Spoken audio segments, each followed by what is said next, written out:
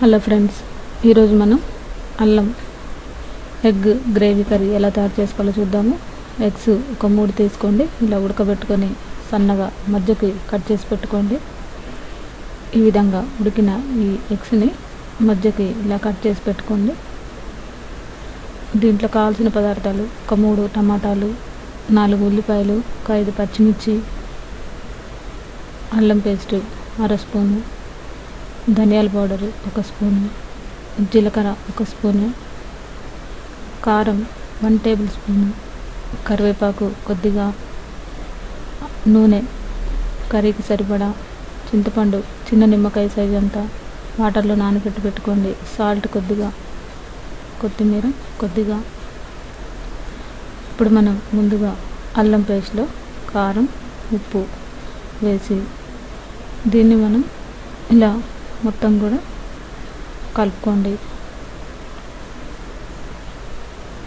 ఇది మనం ఎగ్స్కి ఇలా అల్లాన్నంతా కూడా పట్టించండి. కట్ చేసి పెట్టుకున్న ఈ ఉడికించుకున్న ఎగ్స్కి ఇలా మనం మొత్తం కూడా ఈ అల్లం పేస్ట్, కారం, ఉప్పు కలిసేలాగా అన్నిటికీ ఇలా కొద్దిగా రాసి ఇవన్నీ పక్కన పెట్టుకోండి. ఇప్పుడు మనం కొద్దిగా ఆయిల్, ఎగ్స్ ఫ్రై చేసుకోవడానికి సరిపడా ఆయిల్ వేసుకొని దాంట్లో మనం ఈ ఎగ్స్ని కొద్దిగా లైట్గా ఒక 2 నిమిషాలు ఫ్రై చేసుకోండి. ఈ విధంగా మనం ఈ ఎగ్స్ అన్నిటిని కూడా కొద్దిగా ఫ్రై చేసుకున్నాము.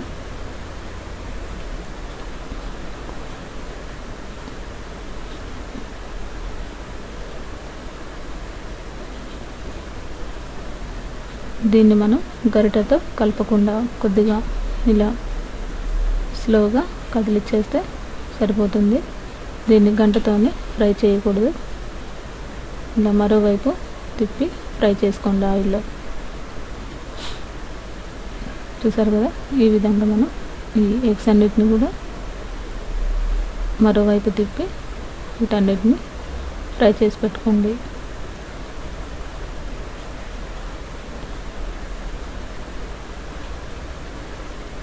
చూసారు కదా, ఈ విధంగా మనకి ఇవన్నీ దూరగా ఫ్రై అయ్యాయి. వీటిని ఒక ప్లేట్లోకి తీసుకొని ఆయిల్ రాకుండా వీటన్నిటిని సపరేట్ ఒక ప్లేట్లో తీసి పక్కన పెట్టుకోండి. చూసారు కదా, ఈ విధంగా అన్నిటిని కూడా పక్కన పెట్టుకోండి. ఇప్పుడు మనం అదే కళాయిలో కొద్దిగా ఆయిల్ వేసుకొని, మరీ ఎక్కువ కాదు, ఒక 2 స్పూన్లు వేసుకుంటే సరిపోతుంది. ఇది వేడెక్కిన తర్వాత దీంట్లోనే మనం కొద్దిగా జీలకర్ర, ఉల్లిపాయలు, పచ్చిమిర్చి సన్నగా తరిగి పెట్టుకున్నవి ఇవి కూడా కొద్దిగా ఫ్రై చేసుకోండి. దీంట్లోనే కొద్దిగా కరివేపాకు, అల్లం పేస్ట్ కొద్దిగా, మనం ఆల్రెడీ ఎగ్స్కి అల్లం పేస్ట్ పట్టించాం కాబట్టి దీంట్లో కొద్దిగా వేసుకుంటే సరిపోతుంది. ఇప్పుడు ఒక 2 నిమిషాలు ఇది ఫ్రై అవ్వని తర్వాత అల్లం పేస్ట్ పచ్చివాసన పోయేంత వరకు వేయించుకోవాలి.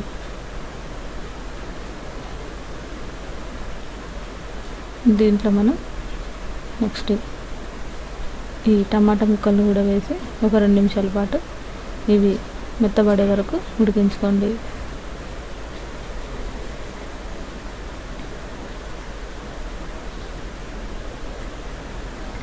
దీంట్లో సరిపడ ఉప్పు మీ టేస్ట్కి తగ్గట్టు వేసుకోండి.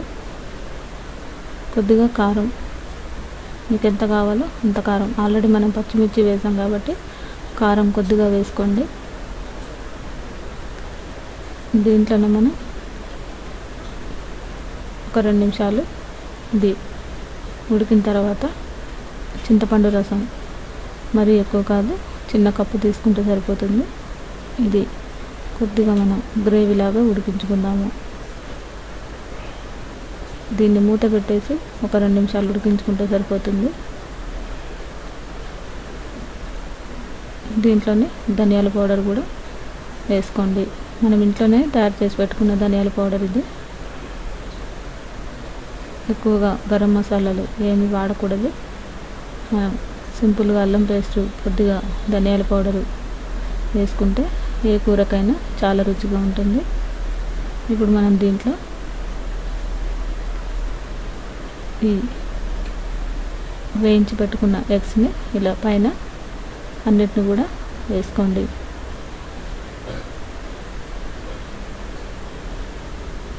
చూసారు కదా, ఈ విధంగా ఎగ్స్ అన్నిటిని కూడా మనం పైన వేసుకొని చివరిగా కొత్తిమీర వేసుకుంటే మనకి ఈ కూర రెడీ అయినట్టే. ఇది రైస్లోకి కానీ రోటీలోకి కానీ చాలా బాగుంటుంది. ఈ రెసిపీని మీరు కూడా ట్రై చేసి చూడండి.